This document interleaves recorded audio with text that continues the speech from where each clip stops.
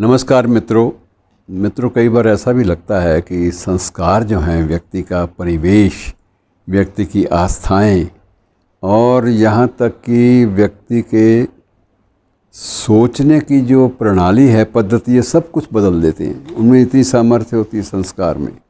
एक जादू है जिसे हम लोग महसूस नहीं कर पाते, लेकिन ये वास्तविक स्थिति है। और उसी स्थिति से अवगत कराने के लिए मैं आपको एक दो उदाहरण देना चाहता हूँ।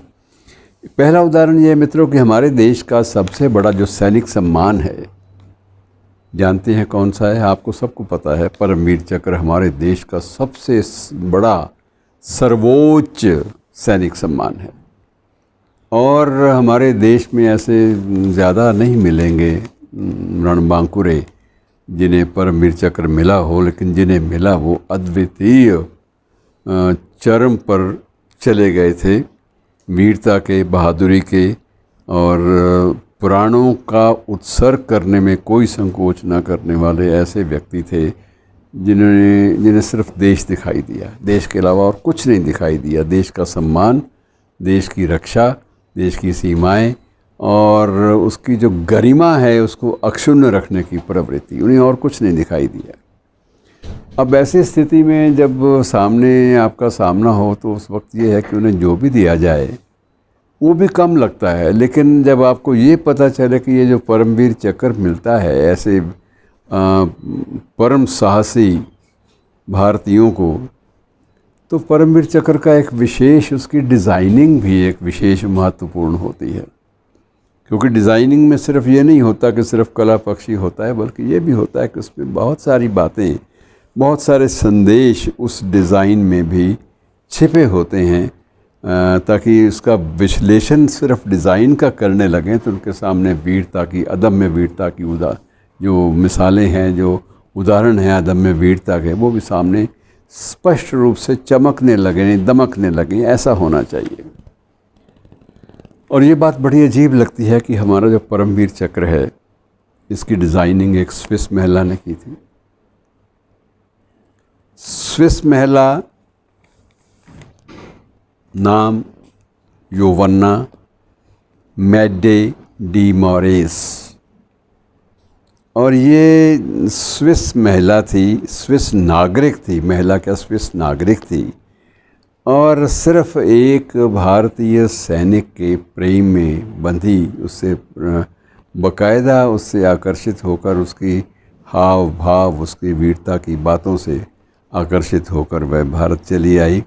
और ये भारतीय जो सैनिक अधिकारी था, इसका नाम था विक्रम रामजी खानोलकर, महाराष्ट्रियन था, विक्रम रामजी खानोलकर। और खानोलकर से जो उसकी मुलाकात है वो उस वक्त हुई थी जब वो सैंडहर्स्ट में प्रशिक्षण प्राप्त कर रहा था। तो उसे उसका अच्छा लगा कि ये बाकी आम कैडेट्स से ये कहीं ज़्यादा थोड़ा सा हटके है, इसमें है कुछ जो अपनी तरफ खींचता है कि ऐसे व्यक्ति के साथ जीवन के कुछ पल बीत जाएं तो वो बड़े संतुष्टि देंगे जीवन को, कि लगेगा कि नहीं, जीवन जस्टिफाई हो गया, औचित्य नज़र आएगा ज़िंदगी का। और उम्र इसकी भी ज़्यादा नहीं थी, लेकिन ये 1932 में भारत में आ गई और इसने विक्रम से उसके लखनऊ के निवास पर जाकर शादी कर ली। शादी से पहले जो भी परंपरागत चीज़ें होती हैं उसने सारी की। और उसे ये भी कहा गया कि आपको नाम भी बदलना होगा, तो उसने नाम भी बदला और वो एकाएक योवन्ना मैडे से वो सावित्री बाई बन गई। नाम चेंज हो गया।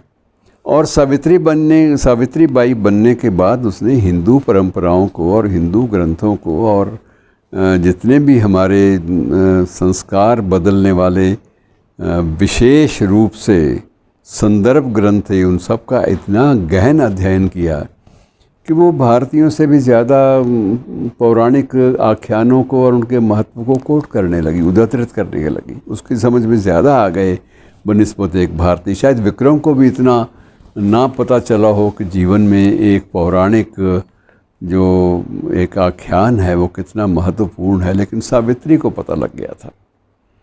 और उसने ये क्रम जारी रखा और उसने बाद में यहीं तक समाप्त अपना क्रम नहीं किया, बल्कि उसके बाद संस्कृत को उसने एक विद्वान की स्थिति में जाकर भी पढ़ा, बड़ी सूक्ष्मता से, और विद्वत्ता उसमें भर गई। फिर उसने यहाँ नहीं छोड़ा, उसने देखा कि भाषा से व्यक्ति में संस्कार थोड़े ही आएंगे। तो उसने भारतीय शास्त्रीय नृत्य, भारतीय शास्त्रीय संगीत, वही पुराने परंपरागत उपकरणों के माध्यम से वो भी सीखा, नृत्य भी सीखे, कुचिपुड़ी भी सीखा, और भरतनाट्यम, और जितने भी भारतीय शास्त्रीय नृत्य थे वो सब सीखे।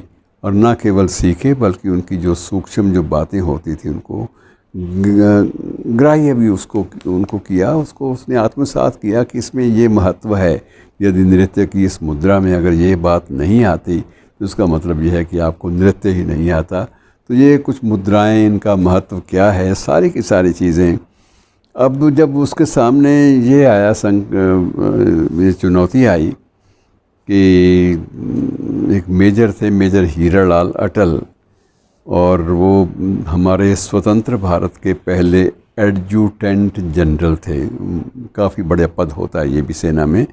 अब तो ये एडजुटेंट जनरल का पद जो है वो भी अब ज़्यादा होता नहीं, अब सीधे ही मेजर जनरल के बाद लेफ्टिनेंट जनरल और फिर फुल जनरल। तो ये बीच में ये पद कहीं इधर उधर हो जाता है कहीं ना कहीं। अब सावित्री देवी के मन में ये था कि मैं ऐसे इसकी पृष्ठभूमि में परमवीर चक्र की डिज़ाइनिंग के लिए, तो मेजर ने मुझे कह दिया, लेकिन अब इसकी पृष्ठभूमि में किस बात से प्रेरणा लूँ। तो उसे अपने ही पढ़े हुए जो पौराणिक आख्यान थे उनमें याद आ गया दधीची ऋषि का, कि दधीची ऋषि ने अपने सारे हड्डियाँ अपनी गला दी थी, और उनको गलाकर उसने अपना एक ऐसा वज्र बना कर दिया था इंद्र को, ताकि जिसके माध्यम से जो आसुरी शक्तियां हैं उनका सामना किया जा सके। क्योंकि उसकी हर एक हड्डी में, उसकी हर एक अस्थि में तप के कारण, तपस्या के कारण इतनी ज़्यादा सुदृढ़ता आ चुकी थी कि उसे भेदना, उसे तोड़ना या उसे नष्ट कर पाना संभव ही नहीं था। तो दधीची ऋषि का उसके सामने कल्पना लोक में उसके वही आया इमेज कि अगर दधीची ऋषि के इमेज को या उसकी जो मूल भावना थी उसको किसी प्रकार से प्रयोग में लाया जा सके तो ये एक अद्भुत होगा कि वो सही आत्मा जो परमवीर चक्र की है वो बोलेगी। और उसने यही किया कि उसने डिज़ाइन किया, और डिज़ाइन में उसके दिमाग में था वज्र, और उसने एक डबल वज्र की परिकल्पना को साकार किया, और डबल वज्र के रूप में ही परमवीर चक्र जो है उसका निर्माण किया, उसका डिज़ाइन बनाया।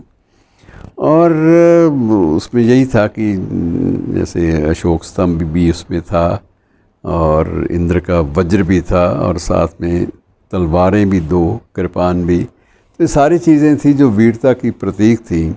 इन सब को उसने इस्तेमाल करते हुए एक डिज़ाइन बनाया, और ये इंसिडेंटली संयोग ही से कहिए कि पहला जो परमवीर चक्र था वो मेजर सोमनाथ शर्मा को मिला। और मेजर सोमनाथ शर्मा जो थे वो सावित्री बाई की जो सबसे बड़ी बहन थी कुमुदनी, जो अगेन एक भारतीय से ब्याही गई थी। तो कुमुदनी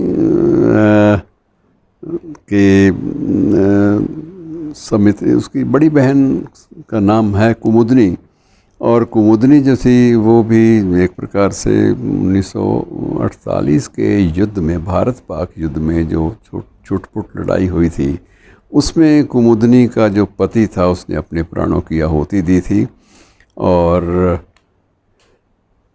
उसी से प्रेरित होकर संस्कार आ गए ना परिवार में, और कुमुदनी की त्याग भावना, प्राणों को उत्सर्ग करने की जो एक संकल्प शक्ति थी उससे भी बल मिला, उसको दिशा मिली, और उस दिशा के आधार पर उसने ऋषि दधीची को प्रतीक बनाया, और उनकी अस्थियों का जो वज्र था उसको प्रतीक बनाया, और परमवीर चक्र का डिज़ाइन किया। लेकिन उसके बाद इतनी उपलब्धियां दर्ज करने के बाद उसके मन में वैराग्य की बात भी आ गई।